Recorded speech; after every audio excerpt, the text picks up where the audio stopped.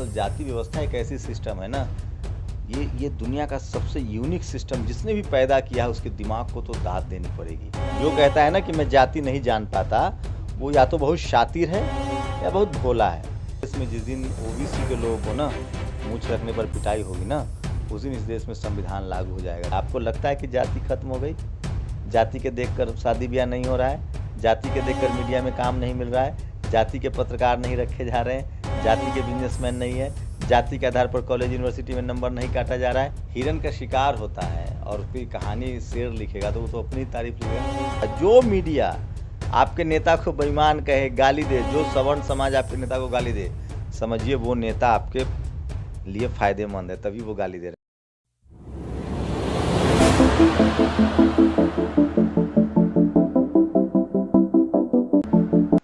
नमस्कार दोस्तों, मैं सुमित यादव। आप देख रहे हैं जनता जानना चाहती है द सुनामी पर। और आज मैं बात करने वाला हूं उस भारत की जिस भारत में अगर दलित पिछड़ा अगर अपनी मूंछों को ताव दे देता है तो सवर्ण समाज के लोग उसकी हत्या कर देते हैं। उस समाज की, उस भारत की मैं बात करने जा रहा हूं जिस भारत में दलित पिछड़े अगर उनकी बहन बेटियों के साथ कुछ अत्याचार होता है तो समाज में, पुलिस स्टेशन में उनकी FIR भी दर्ज नहीं होती है। और इस पे बात करने के लिए आज बहुत ही खास शख्सियत मेरे साथ हैं। हमेशा से उसी बात पे चर्चा होती है। शंभू कुमार सिंह सीनियर जर्नलिस्ट हैं और काफ़ी लंबा समय नेशनल टेलीविज़न में भी दिया, तो इनसे बात करेंगे। तो जी सर। नहीं, आराम से, एकदम सबसे आसान काम है पत्रकारिता। बिल्कुल, आपकी मूछें भी बहुत अच्छी है। नहीं, कारण वही है। हाँ, तो लेकिन देखिए एक बात है, इस देश में जिस दिन ओबीसी के लोगों को ना मूंछ रखने पर पिटाई होगी ना, उस दिन इस देश में संविधान लागू हो जाएगा। दरअसल जो ओबीसी के लोग हैं, डॉक्टर अम्बेडकर ने एक ऐतिहासिक काम हुआ था। साहू जी महाराज ने एक बैठक की थी और डॉक्टर अम्बेडकर को कहा था कि ये है मुक्तिदाता। साहू जी महाराज ने बाबा साहब अम्बेडकर को अपना नेता बनाया और बदले में बाबा साहब ने क्या दिया पता है आपको? अनुच्छेद 340, जिसमें ओबीसी के अधिकारों का प्रावधान था, वो शेड्यूल कास्ट के प्रावधानों से ऊपर था। बाबा साहब ने कहा कि जातियों में बंटे समाज को जल्दी से गिनती हो और ओबीसी जो कि शैक्षणिक रूप से और सामाजिक रूप से पिछड़ा है उसको अधिकार मिले। इस देश में अनटचेबिलिटी, जो शेड्यूल कास्ट की का जो दर्द है, वो कोई बयान नहीं कर सकता। हमारे आपके मतलब हम आप कम से कम उसको नहीं भोग पाए हैं।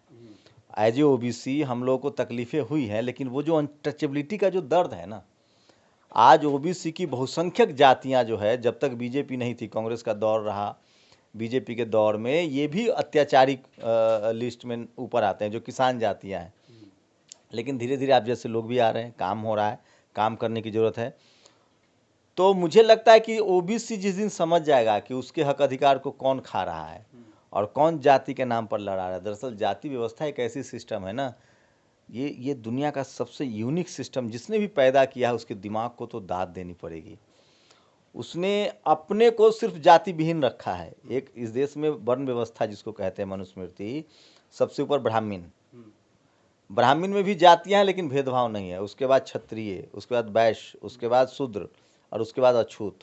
अछूत में भी जाति है, शूद्रों में भी जाति है, वैश्य में जाति नहीं है, क्षत्रिय में जाति नहीं है, ब्राह्मण में जाति नहीं है, वो सब एक हैं और इधर बाकी लोग बटे हुए। जबकि आज बाबा साहब ने इसी गणित को उलट दिया। उन्होंने कहा कि जो SC ST OBC और माइनॉरिटी, इनके हक अधिकार ज़्यादा सुरक्षित रहें, संविधान में अधिकार दिया। तो जिस दिन ओबीसी के लोग 50% आबादी है उनकी, लेकिन वो शैक्षणिक रूप से बहुत पिछड़े हुए हैं, वो जुडिशियरी में नहीं है, मीडिया में नहीं है, ब्यूरोक्रेसी में नहीं है, उनको लठैत के तौर पे इस्तेमाल किया गया है। उनके बच्चे पढ़ कॉलेज यूनिवर्सिटी में ओबीसी के लोग कब आए? जब ओबीसी बीपी मंडल साहब ने ओबीसी कमीशन रिकमेंडेशन हुआ, बीपी सिंह ने आरक्षण दिया और जब अर्जुन सिंह ने इसको इम्प्लीमेंट किया, तो हमारे आप जैसे लोग जब ओबीसी से निकलकर और बहुजन जो बुद्ध की लाइन है, सम्राट अशोक की लाइन है, साहू जी महाराज की लाइन है, शिवाजी की लाइन है, बहुजन। एक सर सवाल, क्योंकि मैं काफ़ी सारी वीडियोस देखता हूँ, तो बहुत बड़ा समाज वो है जो जातियों पे बात नहीं करना चाहता है, ये कहकर कि जाति पे बात करना मतलब जातिवाद को बढ़ावा देना है। लेकिन आप खुल के बात करते हैं इन सब चीज़ों पे, जातियों को निचोड़ निचोड़ के आप सामने लेके आते हैं। देखिए, जो ये बात कहता है ना, अभी मैं वही वीडियो में भी बोला हूँ कि जो कहता है ना कि मैं जाति नहीं जान पाता, वो या तो बहुत शातिर है या बहुत भोला है। लेकिन कोई पढ़ा लिखा समाज भोला नहीं होता, जिसकी माँ ब्याही गई जात देखकर, जिसकी बहन की शादी होती है जात देखकर, जो उठता बैठता है जात देखकर, वो कहता है कि मैं जातिवाद नहीं मानता। जाति दरअसल इस देश का सबसे बड़ा, ये कृषि प्रधान देश नहीं है, जाति प्रधान देश है। और वो लोग शातिर हैं, इस देश में हर काम जाति के हिसाब से होता है। हम लोग वही जाति का डिस्कोर्स करके बीमारी के बारे में चर्चा करेंगे, इलाज करेंगे तो बीमारी दूर होगी। बीमारी को छुपा देंगे तो वो और बड़ी बीमारी हो जाएगी। तो इसकी बातों की परवाह मत कीजिए। हम जानते हैं जो लोग इस तरह के सवाल करते हैं वो जाति को छुपा के, चूंकि वो प्रिविलेज हैं। अब जिनको जाति के पर फायदा मिल रहा है, उठाया है जिन लोगों ने, वो जाति पर क्यों बहस करेंगे। तो देखिए, आपके दुश्मन आपके लिए फूल माला लेकर बैठे रहे हैं तो ये तो अद्भुत काम हो जाएगा ना। ये दुनिया के दूसरे देशों में हुआ है, जहाँ जहाँ शोषक लोग थे उन्होंने शोषित समाज की लड़ाई लड़ी है। लेकिन भारत एक अद्भुत देश है कि यहाँ जो जितना पढ़ता लिखता है वो उतना महीन जातिवाद करता है। अब जातिवाद गांव में नहीं है, थोड़ा बहुत है। अब मेन जातिवाद, असली जातिवाद है वो मीडिया, जो पावर सेंटर्स है, जहाँ पैसा है, जहाँ देश की प्लानिंग बनती है, जहाँ से आपके बच्चे विदेश पढ़ने जाते हैं, जहाँ बैंकों से लोन मिलता है, पावर सेंटर्स जिसको बोलते हैं। Media, judiciary, bureaucracy, business, college, university, अब वहाँ जातिवाद है। अगला क्या कह रहा है उसकी छोड़िए, आप देखिए कि बीमारी क्या। आपको लगता है कि जाति खत्म हो गई? जाति के देखकर शादी ब्याह नहीं हो रहा है, जाति के देखकर मीडिया में काम नहीं मिल रहा है, जाति के पत्रकार नहीं रखे जा रहे हैं, जाति के बिजनेसमैन नहीं है, जाति के आधार पर कॉलेज यूनिवर्सिटी में नंबर नहीं काटा जा रहा है। अखिलेश यादव का घर क्यों धोया गया था? क्यों इस देश में शेड्यूल कास्ट के लोग सीएम पीएम नहीं है?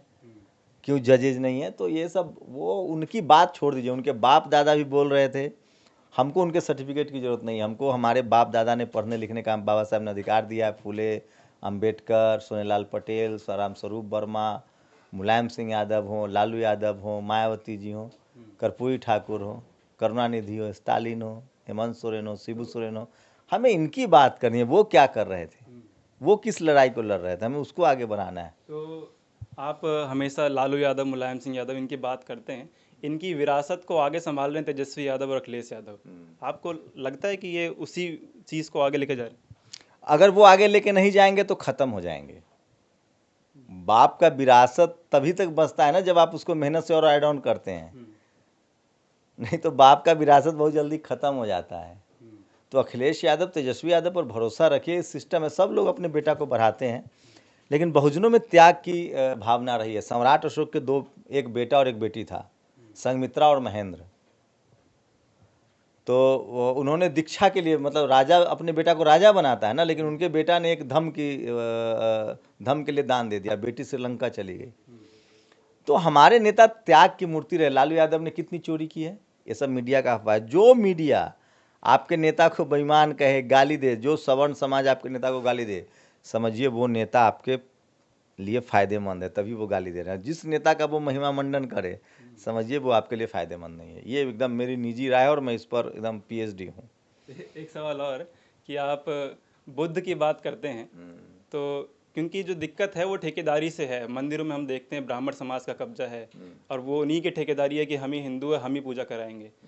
मुसलमान में हिंदू नहीं है, वो ब्राह्मण है। हाँ, मतलब हम ब्राह्मण हैं, पूजा कराने की ठेकेदारी उन्हीं ने ले रखी है, मंदिरों में कब्जा उन्हीं का है। मौलवी ने ठेकेदारी ले रखी है मस्जिदों में। तो बुद्ध ने कहा था कि मूर्ति पूजन के खिलाफ थे, तो बड़ी बड़ी मूर्तियां बुद्ध की बनी और पूजा करते हैं लोग, तो उसमें आप क्या कहेंगे? नहीं, बुद्ध की पूजा नहीं करते हैं लोग। आप जो भी बुद्धिस्ट है आप देखिएगा, बुद्ध की पूजा नहीं करते हैं। एक तो पहले दो चीज़ें आप समझिए। पैगंबर साहब धरती पर आए थे, बुद्ध 2500 साल पहले धरती पर आए। गुरु नानक साहब धरती पर आए, गुरु गोविंद सिंह, बुद्ध, कबीर, रविदास, गुरु नानक। इनको कोई कपोल कल्पना नहीं कह सकते। ये सब हमारे आपके जैसे महामानव थे जिन्होंने अपने अपने दौर में समाज सुधार के लिए काम किया है।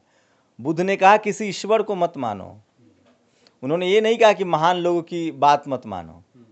बुद्ध एक महान आदमी थे जिन्होंने उस दौर में इंसानियत, समाज वैज्ञानिक थे, सोशल साइंटिस्ट। उन्होंने कहा पूजा पाठ से कुछ नहीं मिलेगा, कर्म करना पड़ेगा, आपको मेहनत करनी पड़ेगी। आपको दिल्ली से अगर लखनऊ जाना है तो आपको सफ़र करना पड़ेगा। ऐसा तो है नहीं कि हम सोचे और पहुंच गए। तो बुद्ध ने कहा है आडंबर, उन्होंने कर्म को कहा कि आप इंसान हैं, आप कर्म कीजिए। कई ऐसी, जैसे अब हम लोग कर्मकांड जो कहते हैं, अब आप जिसको हिंदू धर्म कहते हैं, तो बुद्ध ने थोड़ी कहा था कि मेरी मूर्ति लगाओ।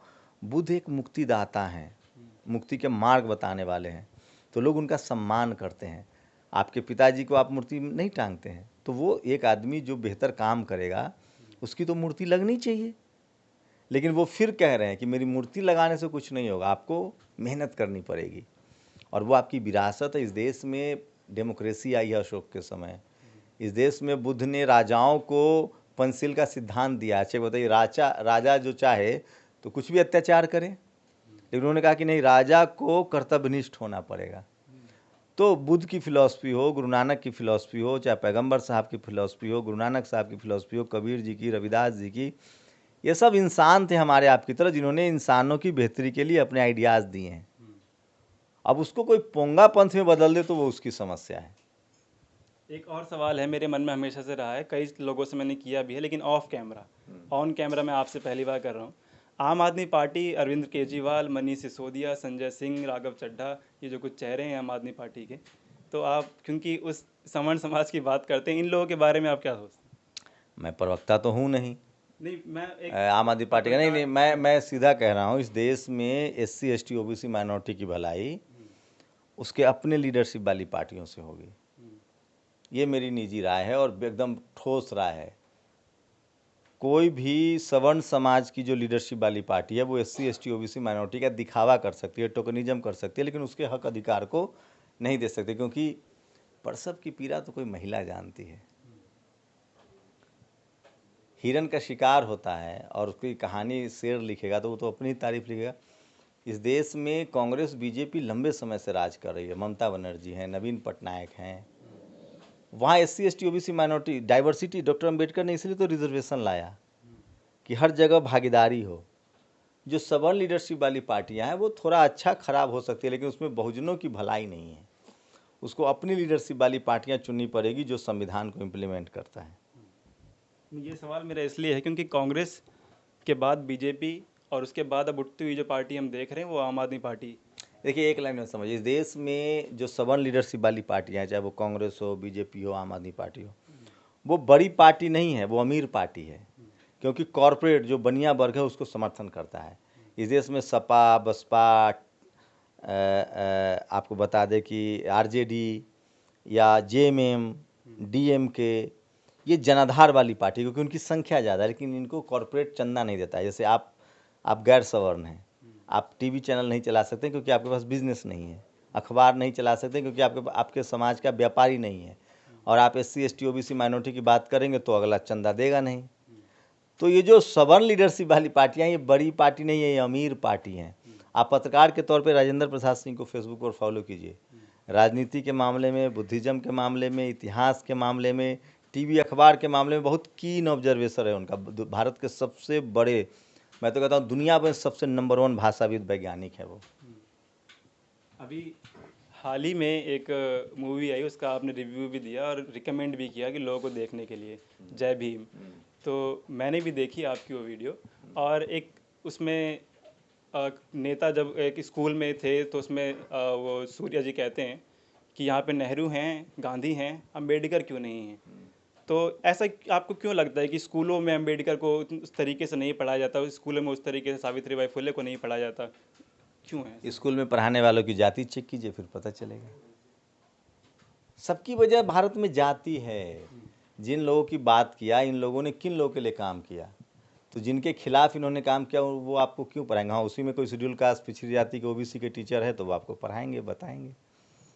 सिलेबस में ही नहीं हो तो सिलेबस किसने बनाया, उसकी जाति चेक कीजिए। चलिए ठीक है।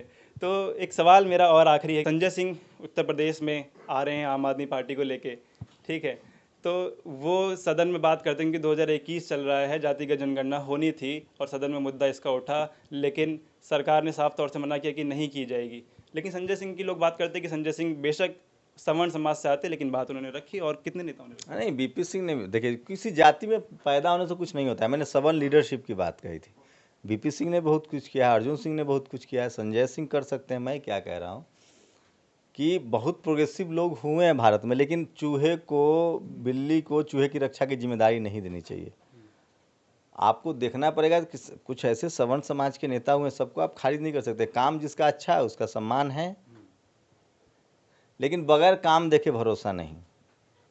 चलिए ठीक, बहुत शुक्रिया सर आपका। तो ये थे हमारे साथ शंभू कुमार सिंह। और क्योंकि ख़ास तौर से मैं इनके इंटरव्यू मैंने लिया कि जाति जो भारत का एक हकीकत है, और हालांकि कुछ लोग इस पे, एक बहुत बड़ा समाज है जो इस पे बात करना नहीं चाहता, क्योंकि वो बचना चाहता है कि हम जातिवाद को बढ़ाना नहीं चाहते। हालांकि इस पे मैंने सवाल किया कि किसी बीमारी से बचने के लिए बीमारी पे बात करना ज़रूरी है, डॉक्टर से मिलना ज़रूरी है, उसका प्रिस्क्रिप्शन लेना ज़रूरी है। तो आपसे मेरी मुलाकात होगी और इन्हीं कुछ मुद्दों के साथ मैं लगातार जो उठाता रहा हूँ, हमेशा से उठाता रहूँगा। और आपसे मुलाकात होगी अगली वीडियो में, तो जुड़े रहें हमारे साथ, देखते रहिए द सुनामी। तक नमस्कार, खुश रहें, स्वस्थ रहें।